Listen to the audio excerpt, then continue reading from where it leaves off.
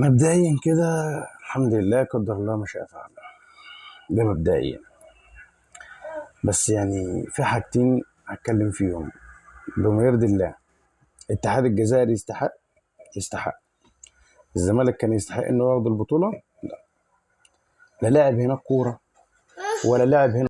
طب بما اننا ما لعبناش كوره، ناخد بطوله بتاع ايه يا جدعان؟ الكوره اجتهاد بجد. يعني انا هقول حسبي الله ونعم الوكيل بجد والمصحف في الاداره، مش هقول غير كده.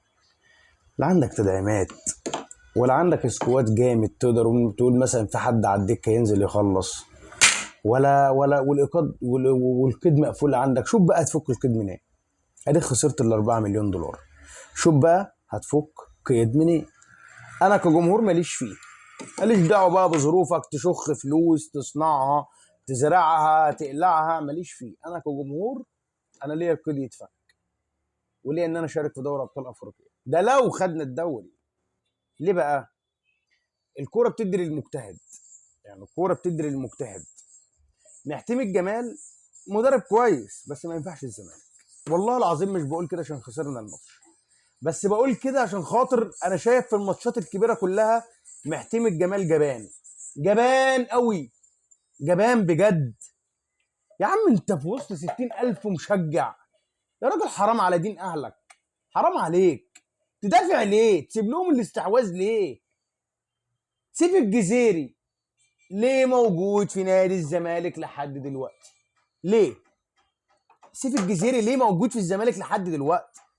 حرام على اهاليكم بجد. خايفين تمشوه عشان يرفع قضيه. يعني ايه جت على قضيه سيف الجزيري؟ ما في 17 قضيه عليكم، ما تغوروه في داهيه. ما قعدونه ليه؟ يا اداره يا فاشله، يا اداره يا حقيره، ما قعدونه ليه؟ انا مش فاهم بجد، اقسم بالله ما فاهم. سيف الجزيري في الدقيقه 90 كره جايه لك ثرو باص عالمي. انا اول مره في حياتي عمري ما شفتها في اي دوري في العالم. المهاجم تكون الكره جايه له على عدلته يوم يديها كعب. يا عم هو انت مارادونا؟ انت لامين يامال؟ انت ميسي؟ كفاياكم خرا بقى، كفاياكم خرا. وربنا يستر من ماتش الدوري، ربنا يستر من ماتش الدوري. لاعيبه زي الخرا، مفيش حد لعب فيهم بجنيه، مفيش روح، مفيش مدرب بره، بطيخه واقفه على الخط. دافع دافع دافع ايه يا عم؟ انت كسبان 3-0 عشان تدافع؟ كنت ضامن لي قوي ضربات الجزاء. الله يقرفكم ويحرق دمكم. مش هقول اكتر من كده، وحسبي الله ونعم الوكيل في الاداره.